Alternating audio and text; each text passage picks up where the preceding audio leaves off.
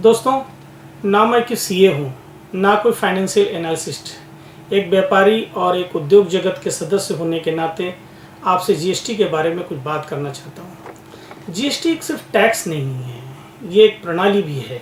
दुनिया में 165 देशों में जीएसटी या इसी तरह की टैक्स प्रणाली लागू है। बहुत सारे देश इसमें विकासशील भी हैं, विकसित तो हैं भी। जीएसटी की नींव भारत में पूर्व प्रधानमंत्री श्री अटल बिहारी वाजपेयी जी के सरकार में रखी गई थी।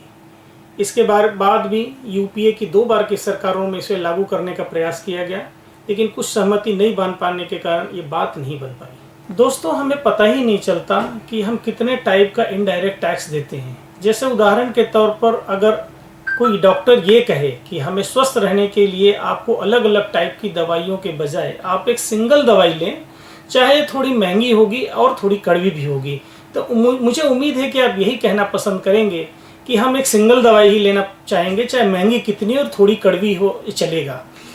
हम कभी जीएसटी के टैक्स के बारे में बात करते हैं कि कभी 5%, 12%, 18%, लेकिन वर्तमान समय में तो कुछ आइटमों पर हम मोटे तौर पर 35% से भी ज़्यादा टैक्स भरते हैं।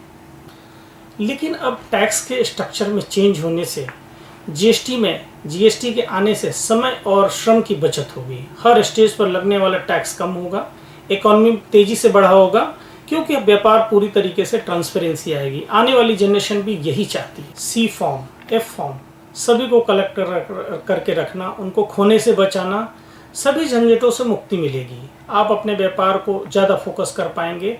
पूरे देश में माल कहीं भी कभी भी किसी से बिना चेक पोस्ट के आ जा सकेगा।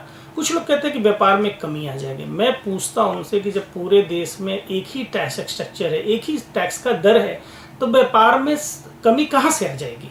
आप भारत में इंडस्ट्री कहीं भी आपने लगाया है, आप कहीं भी किसी भी देश के किसी भी कोने में आसानी से माल बेच सकते हैं। आपको पता होगा कि जीएसटी का सॉफ्टवेयर इन्फोसिस जैसी प्रतिष्ठित कंपनी ने बनाई है। इसकी पूरी प्रक्रिया स्टार्ट टू एंड डिजिटल है। दोस्तों, जब भी हम विदेश जाते हैं, खास करके आर्थिक रूप से विकसित यूरोपियन कंट्री को देखते हैं, तो हमें बहुत प्रभावित होते हैं, क्योंकि हमें लगता है कि वो कितने विकसित हैं हमारे से। लेकिन हमें यह भी याद रखना चाहिए कि उनका इकोनॉमिकल स्ट्रक्चर और टैक्स प्रणाली कितना मजबूत है।